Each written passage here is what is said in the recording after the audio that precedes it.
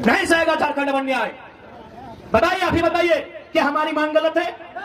8 unit में 4 unit Jharkhand में, headquarter Calcutta में, लेकिन दुर्भाग्य देखिए आज 23 साल के झारखंड में कोई सांसद ऐसा नहीं हुआ जो ये सवाल सदन में करे कि कोयला का हेडक्वार्टर अब कलकत्ता नहीं धनबाद होना चाहिए है, सबको हिस्सा दो। बताइए दुनिया की सबसे बड़ी पार्टी कितना मेहनत करती है। भले हम भारतीय जनता पार्टी की नीतियों की आलोचना करते हैं और करेंगे, लेकिन इस बात की प्रशंसा कीजिए कि दुनिया की सबसे बड़ी पार्टी उसको इतना फुर्सत है कि जयराम महतो को वॉच कर रही है, रिपोर्ट भेज रही है कि गिरिडीह धनबाद खबरदार। दुनिया की सबसे बड़ी पार्टी इस लड़के को वॉच कर रही है, पल पल का खबर भेज रही है कि गिरिडीह लोकसभा धनबाद लोकसभा में खबरदार। यह एक पारसनाथ का मतवाला टाइगर आया है जो किसी से झुकने वाला नहीं है, वो जब बोलता है सबकी खोल के रखते। प्रधानमंत्री ने आलोचना सहा है, प्रथम प्रधानमंत्री ने, ना उन्होंने किसी को ईडी भेजा, ना किसी को समन भेजा, ना किसी के यहाँ सीबीआई भेजा। खैर अभी वर्तमान प्रधानमंत्री की आलोचना मत कीजिएगा, नहीं तो आपको पाकिस्तान का टिकट कटवा देंगे। ये पारित हुआ, बिहार में 243 विधायक कट्टर बिहार के निवासी है। यहाँ झारखंड में आधे गैर झारखंडी हैं और आधे अगर झारखंडी भी हैं तो माटी के प्रति ना उनका प्रेम है, न समर्पण है, केवल लूटने की मंशा है। इसलिए यहाँ कोई विधायक ठीक से पारित तक नहीं। मुख्यमंत्री भी बुढ़ारी में फिल्टर वाली तस्वीरें दिखेंगी। आज आप उन आंकड़ों का सिर्फ हिसाब लगाइए कि यदि एक क्षेत्र में, एक प्रखंड के कार्यक्रम में अगर बैनर पोस्टर खर्चा प्रचार में इतना खर्चा होता होगा तो सोच के देखिए इस पूरे झारखंड राज्य में अगर मुख्यमंत्री का कोई कार्यक्रम होता है तो सोचिए कितना खर्चा होता है। व्यवस्था है। आज गिरिडीह के वर्तमान विधायक डरते हैं और जो लोग उनकी आलोचना करते हैं सुने पीर प्राण के साथ वो केस कर दिया जाता है। तो मैं जिला प्रशासन से निवेदन करूंगा, अरे झूठ मूठ का केस क्यों करते हैं भैया? केंद्र के खिलाफ जाना देशद्रोह है तो राज्य के खिलाफ जाना राजद्रोह है। आप कुछ बड़ा केस कीजिए और हम लोग को इतना बुरा केस कीजिए कि जिंदगी हम लोग का नर्क ही बना दीजिए। आपको अगर तसल्ली मिले वही काम कीजिए। आप ये अन्याय का काम करते हैं, ताज्जुब होता है कि आप किनके इशारों पे काम करते हैं। अरे IAS IPS लोग मिनिमम ग्रेजुएशन होते हैं और ये झारखंड सरकार के 5वीं क्लास मंत्रियों की बात सुनते हैं, ये दुर्भाग्य का विषय है। अभी उनका गलत बात सुनते हैं, उनका गलत बात सुनते हैं। ठीक है वो सरकार में है, सरकार का बात मानना कार्यपालिका का मतलब होता है, कार्यपालिका का नियम होता है, लेकिन आप एक विधायक के कहने पर पीरटार के दर्जनों छात्रों पर केस सिर्फ इसलिए करते हैं क्योंकि उनके खिलाफ बात करते हैं। आज ये लोग लोकतंत्र की बात करते हैं, क्या इन्हें मालूम है लोकतंत्र क्या है? लोकतंत्र में आलोचना का क्या स्थान है? मैं आपको बताना चाहूंगा।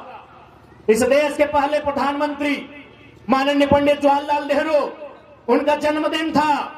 उनके जन्मदिन पर पूरे देश से कवियों को निमंत्रण दिया गया था। उस कवियों की भीड़ में एक नौजवान नागार्जुन भी था। नागार्जुन ने क्या कहा था पता है? पंडित नेहरू के सामने कहा था कि वतन बेचकर नेहरू फूले नहीं समाते हैं। नागार्जुन ने कहा था कि वतन बेचकर पंडित नेहरू फूले नहीं समाते हैं, फिर भी गांधी की समाधि पर शीश नवाने जाते हैं, शीश नवाने जाते हैं। और पंडित नेहरू ने सुना, इसे लोकतंत्र कहते हैं। और सुदीप सोनो आलोचना सुन नहीं पाते हैं, अपने आप को विधायक कहते हैं, शर्म आना चाहिए। अरे देश के प्रधानमंत्री ने आलोचना सुना, एक नौजवान के शायर को सुना, अभी कब? बर्थडे के दिन सुना, अपने जन्मदिन में सुना कि वतन बेचकर पंडित नेहरू फूले नहीं समाते हैं, गांधी जी के समाधि पर शीश नवाने जाते हैं। और आज ये सुदीप सोनो आलोचना नहीं सुनना चाहते हैं और अपने आप को विधायक कहते हैं, अपने आप को लोकतंत्र का प्रहरी कहते हैं, शर्म आना चाहिए। यही नहीं, केवल बर्थडे में नहीं, पंडित नेहरू ने सदन में भी आलोचना सुना था। उस समय कवि कुल के श्रेष्ठ रामधारी सिंह दिनकर राज्यसभा के सांसद थे। भारत चाइना से 1962 में पीट चुका था और राज्यसभा में और कांग्रेस के सांसद थे, ऐसा नहीं कि विपक्ष के थे। रामधारी सिंह दिनकर कांग्रेस के राज्यसभा सांसद थे। क्या कहा था पता है? कि रोकने युधिष्ठिर को यहाँ, जाने दे इनको स्वर्ग धीर, पर मुझको लौटा दे गांडीव गदा अर्जुन भीम भी। कह दे शंकर से फिर एक बार, करे भारत में मंत्र उच्चार। आज ये सहिष्णुता होती है, ये लोकतंत्र होता है। और आज ये शख्स आलोचना सहन नहीं पाता है, आलोचना सह नहीं पाता है और अपने आप को लोकतंत्र का हिस्सा बताता है, शर्म आनी चाहिए। देश के प्रधानमंत्री ने आलोचना सहा है, प्रथम प्रधानमंत्री ने। ना उन्होंने किसी को ईडी भेजा, ना किसी को समन भेजा, ना किसी के यहाँ सीबीआई भेजा। खैर अभी वर्तमान प्रधानमंत्री की आलोचना मत कीजिएगा, नहीं तो आपको पाकिस्तान का टिकट कटवा देंगे। मैं बताइए कि यही लोकतंत्र है कि आप आलोचना नहीं सह पाएंगे? जो आपकी आलोचना करेंगे, जो आपसे सवाल करेंगे, जो अपने अधिकार की बात करेंगे, आप उन पर केस करेंगे। तो मैं जिला प्रशासन से निवेदन करूंगा कि छोटा मोटा मत केस कीजिएगा, क्योंकि सोदीप सोनो भले मुख्यमंत्री कोई और है, इस सुपर सीएम है, सीधे हम लोग पे राजद्रोह का केस कीजिएगा, उम्र कैद का सजा दीजिएगा। आज बताइए क्या नहीं दिया हमने। आज गिरिडीह में सीसीएल, धनबाद में बीसीसीएल, रामगढ़ में सीसीएल, गोड्डा में एसीएल, रांची में CMPDI, coal India of India. India में जो कोल इंडिया है उसकी 8 यूनिट होती है। सुदीप सोनू जी भी थोड़ा सुन लेंगे, क्योंकि हमको उम्मीद है नहीं जानते हैं। यही तो खासियत है कि हम केवल लीडर नहीं है विधायक जी, टीचर भी हैं। वीडियो देख के सीख लीजिएगा, सीख लीजिएगा। और ऐसे भी हमारे भाषण का नकल करते हैं, उनके सहयोगी हमें बताए हैं। विधानसभा के भीतर हमारे भाषण को इन्होंने नकल करके रखा है। अच्छी बात है, इस बच्चे के लिए गर्व की बात है। तो सुनिए माननीय विधायक जी, क्योंकि हमने कोयला पे बात किया है, गिरिडीह में सीसीएल है। कोयला की 8 यूनिट होती है कोल इंडिया की।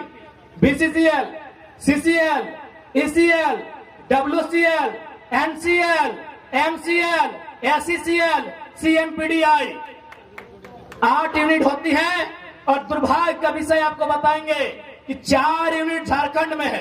बीसीसीएल झारखंड में, सीसीएल झारखंड में, ईसीएल झारखंड में, सीएमपीडीआई रांची झारखंड में और हेडक्वार्टर कलकत्ता में है। ये झारखंड का दुर्भाग्य है। इसलिए आज कोयलांचल की नगरी में हम ये भी संदेश देंगे कि यदि गिरिडीह संसद के माध्यम से हमारी एंट्री लोकसभा में हुई तो विधानसभा, माफ कीजिएगा, लोकसभा के स्पीकर के सामने, माननीय प्रधानमंत्री जो उस समय होंगे उनके सामने हम सीधा सवाल करेंगे कि यदि कोयला की 4 यूनिट झारखंड में है तो हेडक्वार्टर कलकत्ता में क्या कर रहा है? चलिए झारखंड लेके आइए, झारखंड लेके आइए। हेडक्वार्टर धनबाद होगा, बोकारो होगा, रांची होगा, गिरिडीह होगा, कलकत्ता नहीं होगा। अब अन्याय झारखंड नहीं सहेगा, नहीं सहेगा झारखंड अब अन्याय। बताइए, आप ही बताइए कि हमारी मांग गलत है? 8 यूनिट में 4 यूनिट झारखंड में, हेडक्वार्टर कलकत्ता में। लेकिन दुर्भाग्य देखिए, आज 23 साल के झारखंड में कोई सांसद ऐसा नहीं हुआ जो ये सवाल सदन में करे कि कोयला का हेडक्वार्टर अब कलकत्ता नहीं धनबाद होना चाहिए। कहे सबको हिस्सा जाता है, सबको हिस्सा जाता है। कोयले की काली कमाई में सबका हिस्सा जाता है, इसलिए आज तक किसी ने सवाल नहीं किया। और एक ताज्जुब की बात आपको बताएंगे, दामोदर वैली कॉरपोरेशन, हिंदी में दामोदर घाटी निगम, उसकी परियोजना कहां है पता है? धनबाद नदी में दामोदर के किनारे, बोकारो में दामोदर नदी के किनारे, रामगढ़ में दामोदर नदी के किनारे, हजारीबाग, चतरा, लातेहार में दामोदर नदी के किनारे। हेडक्वार्टर कलकत्ता में है। ये सवाल संसद में होगा। कितना अन्याय हुआ है झारखंड के साथ। यदि हम उस दास्ता को कहने लगे तो ये सूर्यास्त होके उदय होगा, अस्त होगा, फिर उदय होगा, लेकिन हमारी दास्ता कम नहीं होगी। आज इतना जुल्म केवल और केवल झारखंड में हुआ है। इसीलिए किसी ने कहा कि हमार पानी हमार पसीना, कि हमार पानी हमार पसीना और बिजली जले तो शेख हसीना। हमें एक बात कहेंगे, हमें बांग्लादेश की प्रधानमंत्री शेख हसीना से आपत्ति है, बाकी हमारे फरजान भाई हैं, इनकी भी फुआ शेख फातिमा है, उन बिजली जलाए हमें आपत्ति नहीं है। हाँ, हम कहना चाहेंगे हमारे फरजान भाई हैं, आधे शेख साहिद भी आए हैं, सानिया बहन भी आई है और रिजवान दौलेडी है और हमारे रोकी शेख भी हैं। तो उनकी भी फुफ्फी जान का नाम शेख फातिमा है, वो बिजली जलाए, हमें आपत्ति नहीं है। हमें ये आपत्ति है कि पानी हमारा, पसीना हमारा, बांग्लादेश की प्रधानमंत्री क्यों जलाई, ये बात की आपत्ति है। बाकी हमारे फरजान भाई हैं, इनकी भी फुफ्फी जान का नाम शेख फातिमा है, वो जलाए, हमें कोई आपत्ति नहीं की बात है। ये तकलीफ की बात है कि झारखंड के साथ इतना दुराचार होता है। इसलिए आज उन दुराचार को रोकने के लिए, झारखंड में सदाचार को बहाल करने के लिए, कदाचार को मिटाने के लिए आज झारखंड के जनमानस को, झारखंड की युवा पीढ़ी को, राजनीतिक महत्व को, राजनीतिक समझ को आपके अंदर एक चेतना बनाकर जागृत करना होगा। क्योंकि राजनीति से ही देश चलता है, राजनीति से ही राज्य चलता है। राजनीति से दूर भाग के आप विकास उन्नति की बात नहीं कर सकते। आज बताइए, ये अन्याय ही है। इसी बिहार प्रदेश में एक विधेयक आता है, उस विधेयक का नाम होता है 75% आरक्षण। माननीय राज्यपाल बिहार के उसे स्वीकार कर लेते हैं। इसी झारखंड में और एक विधेयक आता है सेम टू सेम, वहां 75 था, यहां 77 था। राज्यपाल वहां स्वीकार करते हैं, झारखंड में अस्वीकार करते हैं। ये झारखंड की तस्वीर है। झारखंड में राज्यपाल भी देखिए क्या काम कर रहे हैं। राज्यपाल भी देखिए किस कदर बायस्ड होकर काम कर रहे हैं। राज्यपाल जो एक महामहिम का उत्तराधिकारी कहा जाता है, राष्ट्रपति महोदया का उत्तराधिकारी राज्यपाल को कहा जाता है। आज बताइए वे भी क्या काम कर रहे हैं। यही बिहार में स्वीकार और झारखंड में दरकिनार। ये झारखंड की राजनीति है, बताइए। इसलिए आज इस बात को समझना होगा। बिहार में क्यों पारित हुआ पता है? बिहार में 243 विधायक बैठते हैं। 243 के 243 कट्टर बिहारी हैं। बहुत खुशी की बात है, क्योंकि ये लड़ाई झारखंडी बिहारी, झारखंडी बंगाली की नहीं है। बिहार में ये पारित हुआ। बिहार में 243 विधायक कट्टर बिहार के निवासी हैं। यहाँ झारखंड में आधे गैर झारखंडी हैं और आधे अगर झारखंडी भी हैं तो माटी के प्रति ना उनका प्रेम है, न समर्पण है, केवल लूटने की मंशा है। इसलिए यहाँ कोई विधायक ठीक से पारित तक नहीं होता। इसलिए आज तमाम नौजवानों को इस राजनीति को बदलना होगा और विश्वास कीजिए, विश्वास कीजिए। जिस दिन नौजवान आई हेट पॉलिटिक्स नहीं, आई लव पॉलिटिक्स कहेंगे, कसम से बदलाव होगा। आज एगो लड़का, साधारण सा लड़का, 2 साल पहले जिसको कोई जानता नहीं था, आज राजनीति में ईमानदारी पूर्वक आया है, समर्पित भाव से आया है और संविधान को पढ़ के आया है। इतना ताकतवर बना है कि गिरिडीह और धनबाद में लोग हिम्मत नहीं कर रहे कैंडिडेट कौन होगा।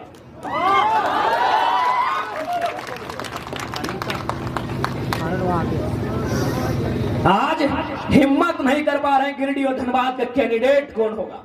एक लड़का, एक 29 साल का लड़का आज दुनिया की, इस विश्व की सबसे बड़ी पार्टी को सोचने पे मजबूर किया है। सोचिए, एक की जगह जिस दिन 1000 नौजवान ऐसे आएंगे, क्या बदलाव राज्य में हो सकता है। सोच के देखिए, एक लड़का, एक आवाज, एक दहाड़। आप दिल्ली आज डगमग है। आज माननीय अमर कुमार बावरी भारतीय जनता पार्टी से विपक्ष का नेता है। इसमें उनकी काबिलियत नहीं है महोदय, क्योंकि वो जेबीएम से विधायक थे, दल बदलू हैं, लेकिन फिर भी भारतीय जनता पार्टी में सम्मान मिला क्योंकि आंदोलन हो रहा था बोकारो में और आंदोलन टाइगर जयराम महतो कर रहा था। यही मांडू के विधायक माननीय श्री जयप्रकाश भाई पटेल आज विपक्ष के सचेतक बने हैं। ये भी दल बदलू है, झारखंड मुक्ति मोर्चा से बीजेपी में गए हैं। ये सम्मान उनकी योग्यता पे नहीं मिला है। देखा कि कौन लड़का है, नारे एक रे घरवा के लग रहे जाट भैया लगो, चलिए एक ऊपर उठाइए, एक को ऊपर उठाइए, अगला को दबाना है। तो ये 2 साल का रिपोर्ट कार्ड है आपके सामने।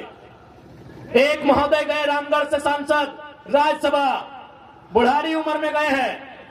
क्यों? क्योंकि बिहार के माननीय नीतीश कुमार ने भी देखा कि आंदोलन करने वाले लोग कौन हैं, राज्यसभा भेजने का काम।